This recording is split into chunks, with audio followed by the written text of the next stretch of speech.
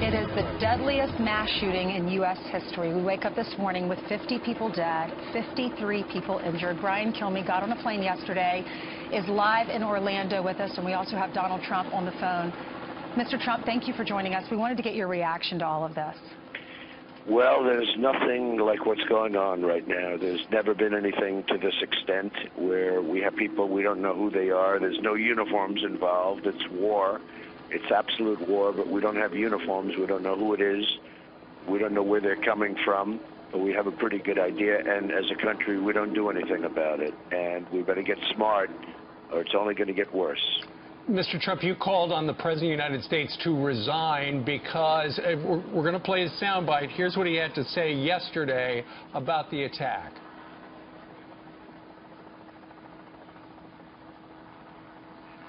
Is therefore a further reminder of how easy it is for someone to get their hands on a weapon that lets them shoot people in a school or in a house of worship or a movie theater or in a nightclub. And we have to decide if that's the kind of country we want to be. So, Mr. Trump, the president called for more gun controls. He also said it was terror, and he said it was a hate crime, but he did not say it was Islamic terrorism. And for that reason, you say he should quit. He doesn't get it, or he gets it better than anybody understands. It's one or the other, and either one is unacceptable, number one. And number two, calling on another gun ban. I mean, this man has no clue. First of all, the shooter was licensed, so he went through all the procedures. He was fully licensed to have a gun, so he would have passed the test that the president would have thrown up there. It's so ridiculous.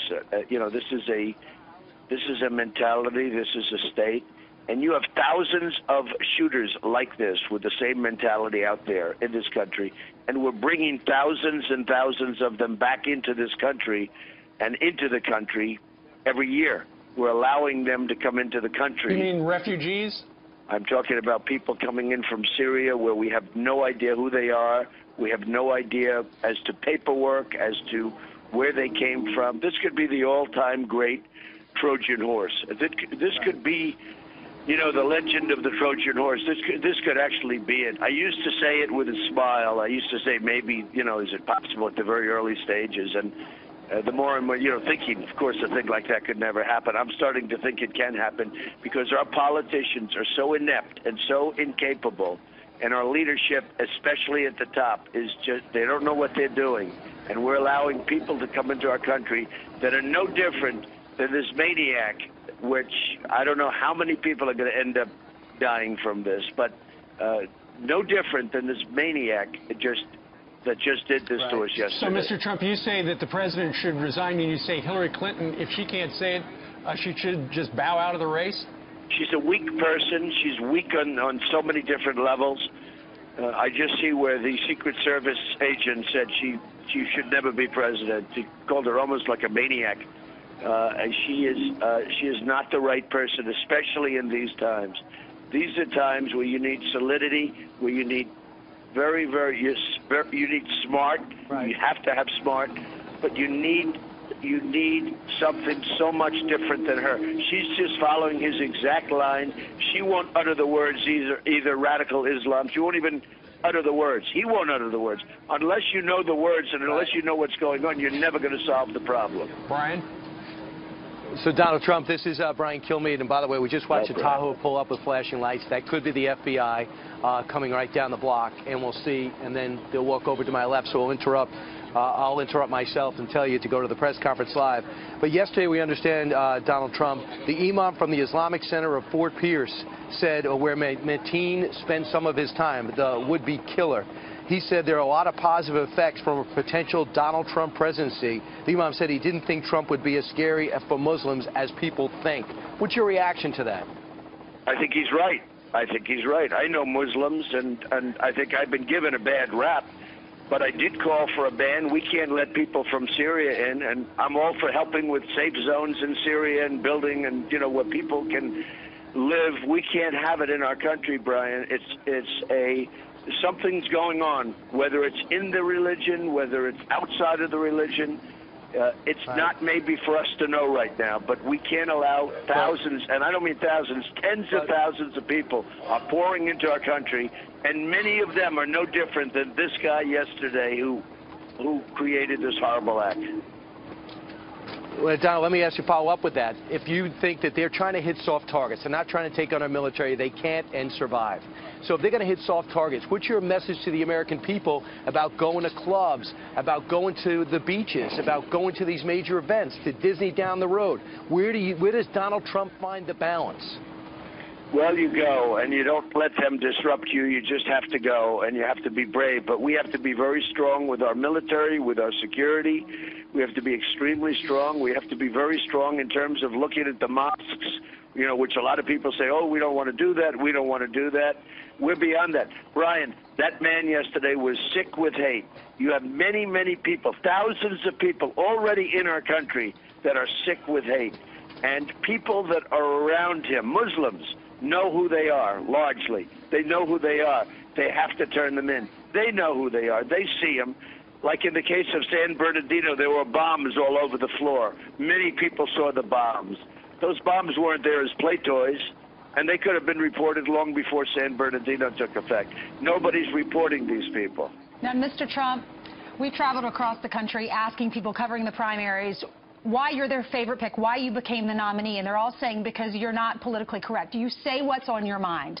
But when you talk to individuals and you ask them why wasn't this guy caught, many people said they saw the red flags. They were just scared because of political correctness to come forward and call the cops on this guy. What's your message now for America, who has been so fearful because they didn't want to be called Islamophobic? They have to report these people. These people are out there. Many, many people are out there with worse intentions than what this guy had. Worse. And they're out there. And people in his community and their community, they know who the people are.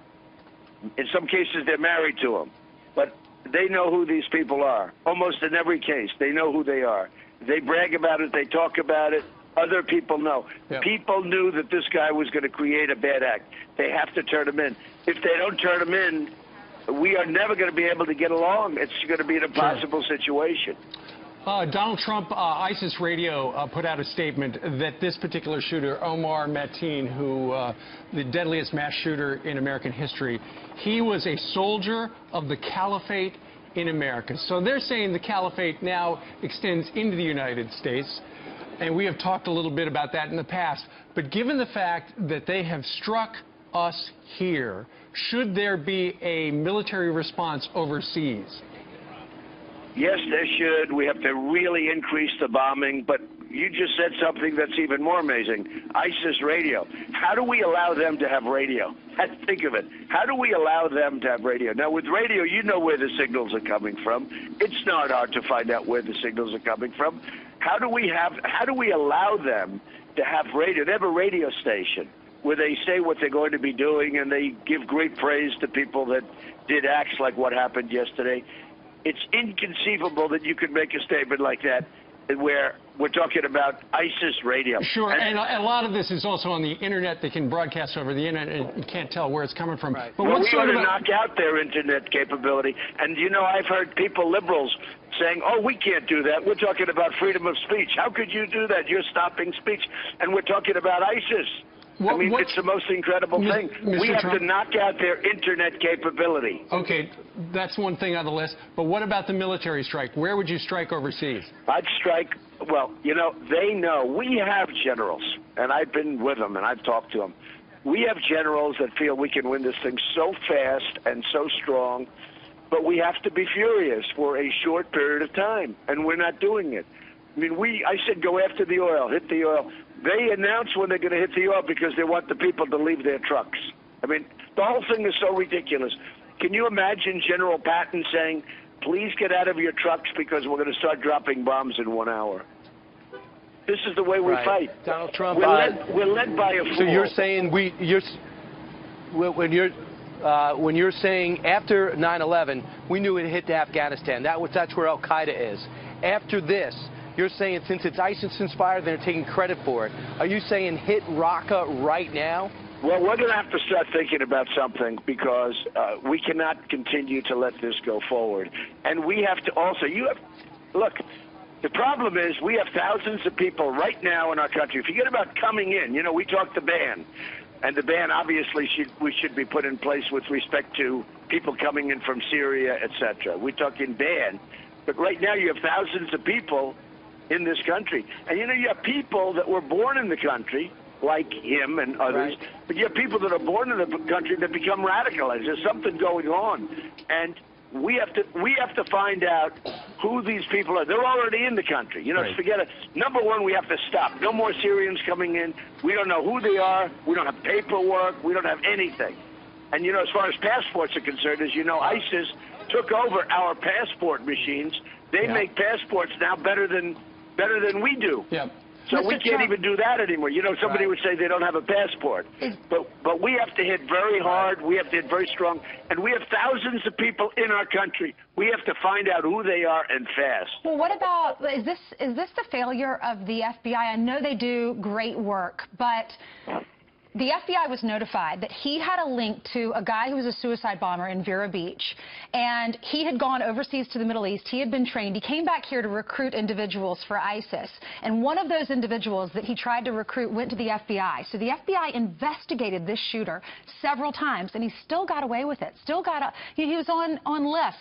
The FBI had him red flagged, and he still got his hands on these guns. He went in and you know, he worked security. Right.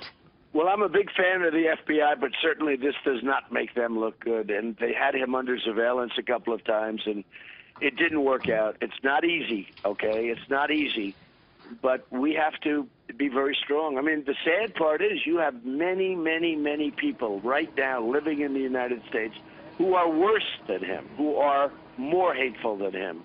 And people know who they are. Mostly it's Muslim people, but they know who they are. They have to turn them in.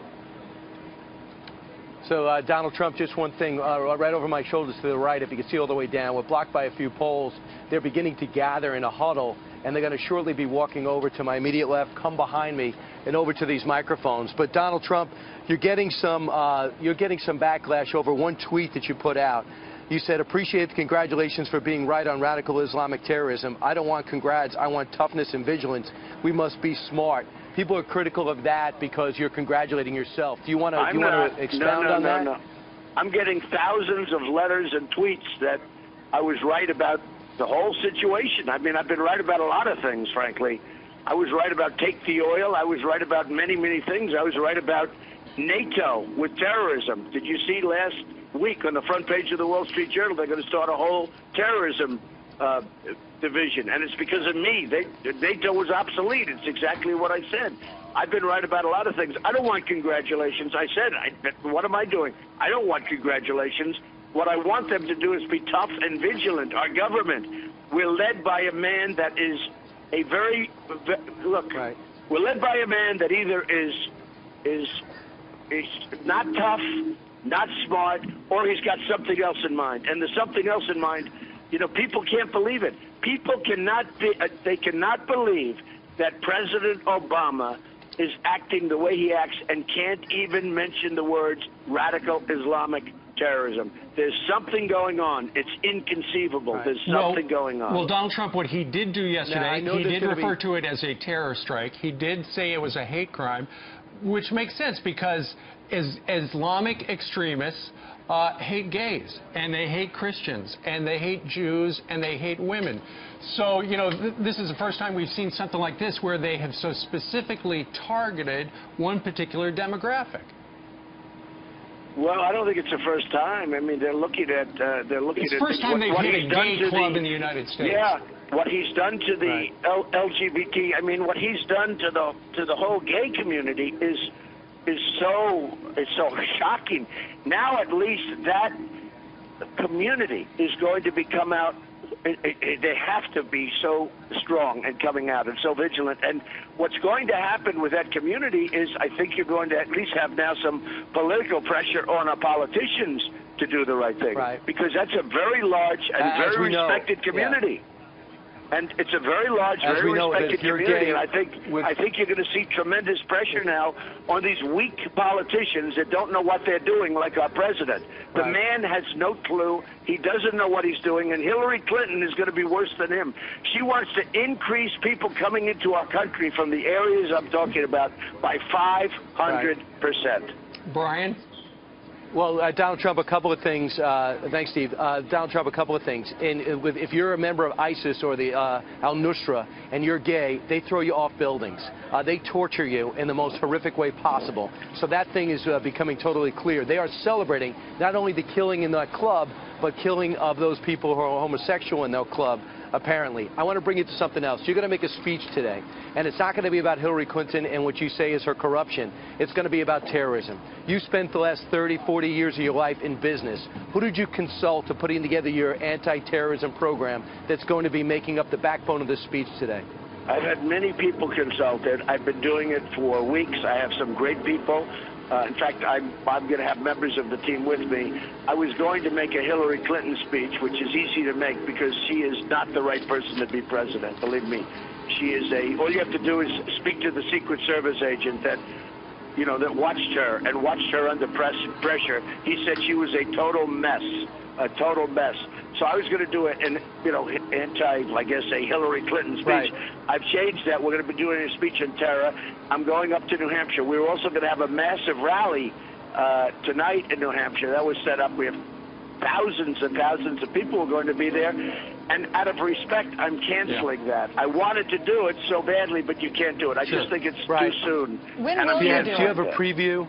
Donald Trump, do you have a preview of that speech? Give us an idea what's going to be in there. Are you calling for more spending for the FBI, more on counterterror? Are you looking to bolster up special ops, or do you have a sense of can you give us a preview of what you're going to be saying? Yeah, I'm calling for strength. I'm calling for intelligence. And one of the things we really have to focus on is our intelligence community, because we're not getting the right intelligence. When a guy like this, who's so openly out there, can just, you know, walk up and do what he did, we need more intelligence. We need a stronger intelligence community. And the only way we can do that in this case, having to do with radical Islamic terror, and that's the point. Obama won't do that because he doesn't want to single out this group. This group is a disaster.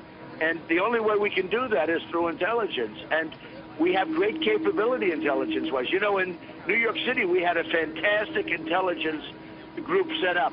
When our mayor, our new mayor, de Blasio, when he wiped it all out, it was the best in the country. He wiped it all out. He took it all out, gone, 100%. So now we don't know what's going on.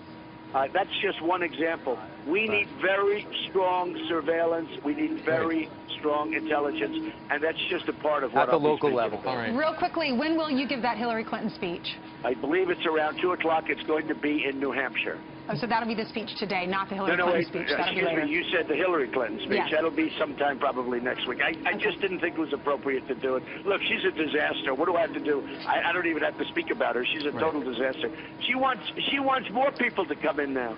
She wants more people from Syria to come in by 500%.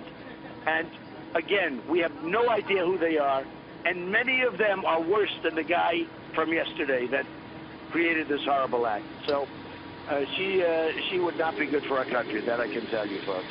She also did not mention radical Islam. And she won't mention it because she's afraid to mention it, because her boss will be angry at her, and her boss has tremendous power over her, and you know why that is, okay? All right. Donald Trump, in his first comments live on the air since the massacre in Orlando. Donald Trump, thank you very much. Okay. Thank you very much. Thank you.